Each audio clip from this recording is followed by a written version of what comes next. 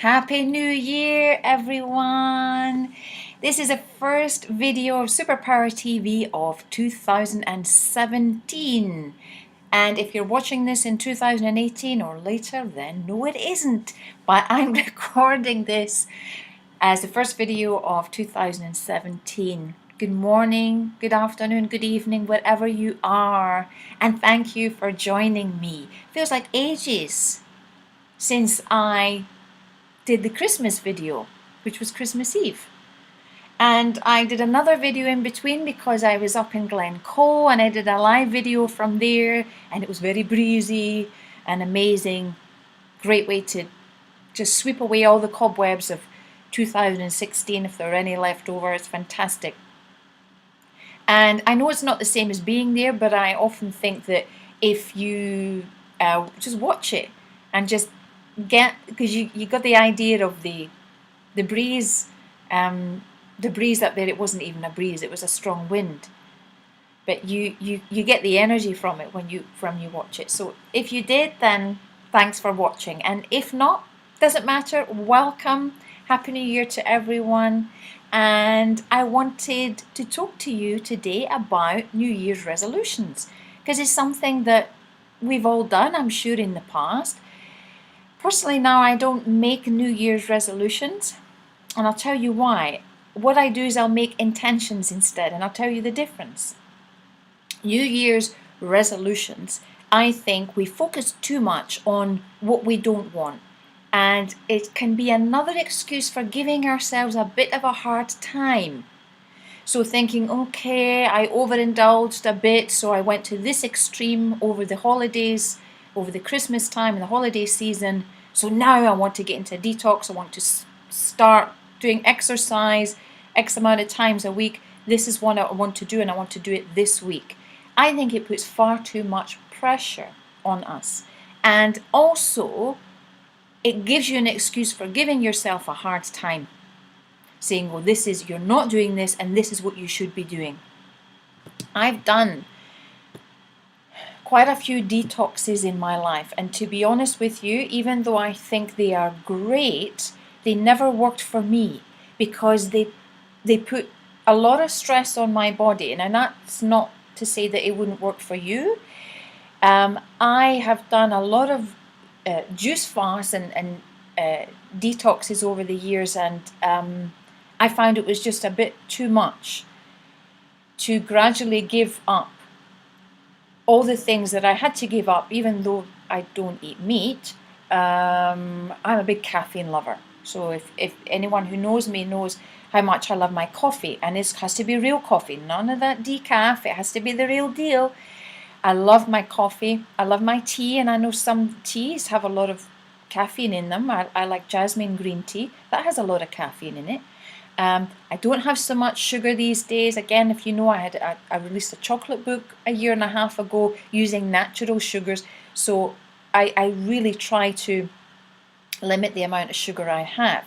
But at the time when I did a detox, I was cutting out all of these things and then doing a juice fast. And in actual fact, I wasn't even juicing fruit. It was vegetable.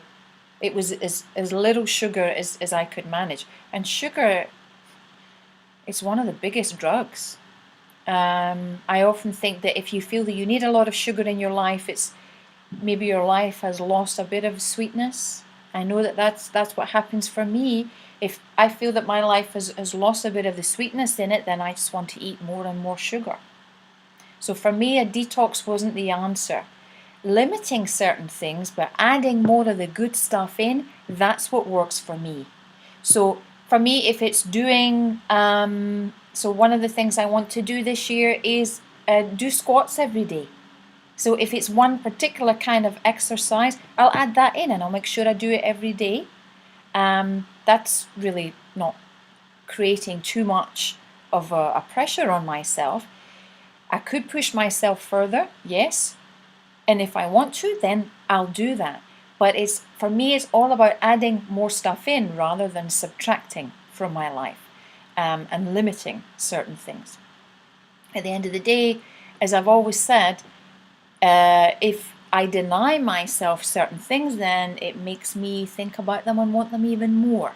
So that's another reason why I don't do New Year's resolutions. What I do instead is I set intentions. And an intention is much more positive. So what do I want to achieve and what do I want to do this year? Do I want to travel more? Okay, let's be a bit more specific. Where do I want to go? Because the good thing about intentions is they work if they are specific. If they're quite woolly, so I want to travel more, yes, then that might come about. You might then take steps to travel more. But the universe will work with you if you're a bit more specific and you give it some specific energy. So where do you want to travel to? You think of that place in your mind and you send that place some of your amazing superpower energy. So you imagine being in that place with your friends, with your partner, the person that you want to go with, maybe traveling alone, and you imagine yourself feeling amazing in that place. But you also imagine that place as being filled with lots of smiles, happiness, positivity. You're actually sending the place some love as well. So what you're doing is you're imagining, you're setting the intention to, let's say, to go to New York. You're imagining yourself in New York. It could be Christmas shopping. I know one or two of you did that last year and it looked amazing. So imagining yourself in Central Park, doing your shopping, but also imagining all the people there with smiles on their faces and having a wonderful time too. So intentions work really well when you're specific and when you send the intention some of your love and your inner superpower. So I say try that. And for some of you, it might be writing a list this year of, I know Cal Gray talked about setting intentions using 17 things on a list because it's 2017. It's a nice idea. My lovely Facebook friend Star the other day was talking about writing 100 things down in your list of intentions for this year. So yeah, you decide. But I think it's going to be a great year. I always think every year is going to be a great year. I know for a lot of people 2016 was a very difficult year, but there was also a lot of good things that happened last year. And I think we would do well to remember the good things too. I'm going to choose a card, first card of the year. Of course, I'm going to use the DC Bombshells deck today. Okay. First card of the year, because when I was in Glencoe, I didn't choose a card. And I wouldn't want my cards flying about in that Glencoe wind. So I'm going to choose a card for you today.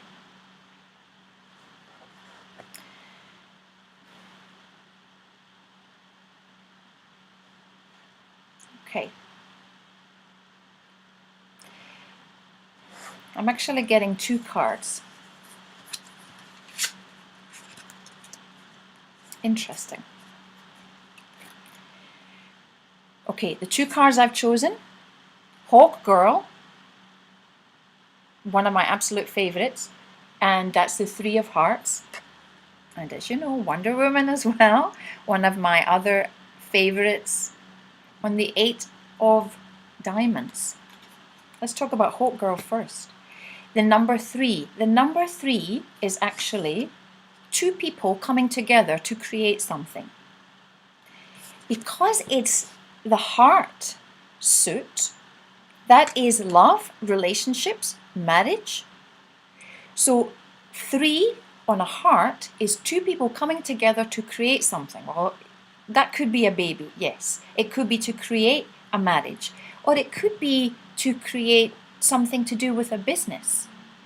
But now Hawk Girl, she's a really interesting character, one of my absolute favorite characters in the comic books.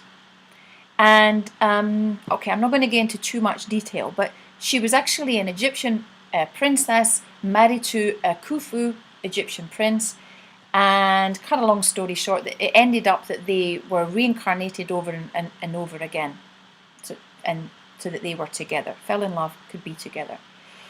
And she was in the Silver Age. I think she earned the rank of lieutenant. So they were a bit like police, depending on which aspects. Golden Age, Hot Girl, Silver Age. I won't go into all the details. But the characteristics, Egyptian princess, and again, hoax, is Horus. So the characteristics of both Hawk Girl and Horus in ancient Egyptian religion or mythology, depending on what you think, is it's all about seeing. But seeing could be with the eyes, it could be with the third eye, or with the heart. Seeing into the future, and also having clear sight in some way. But she's also flying too. So things to do with maybe not so much things grounded in the earth, but more to do with ethereal things, or things more connected to the air. But I think the character aside, the three, as I said, is two people coming together to create something. And because it's hearts, it's to do with love and relationships. Wonder Woman on the 8 of diamonds. So 8 is a gateway, a new beginning, which of course is great for 2017. Sorry, this is a bit blurry when I do that. I can hold it. Here. Okay. Yeah. So the 8 of diamonds. So diamonds is to do with success, power, and money. 8 is like a change, but it's a quick change. It's, oh, how did that happen kind of change. It's not like a slow transformation. It's a big change and a quick change.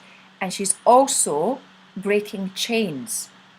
So she's breaking some kind of bond that you feel, so that you're breaking through, making this quick and swift change.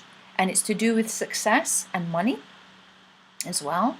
Other characteristics, well, she has the lasso of truth. So it's also about finding truth as well. Okay, so much I could say. So much I could say about these two cards. Hawk Girl and Wonder Woman. No better way to start 2017 than with these two cards. Woohoo! Fantastic. Thanks for listening to my first video of 2017. I hope I didn't go on too much. 12 and a half minutes. So, yes, that was a bit long, but never mind. I had things I had to say to you today. Thanks for tuning in, everyone, and Happy New Year, and I'll see you next time. Bye-bye.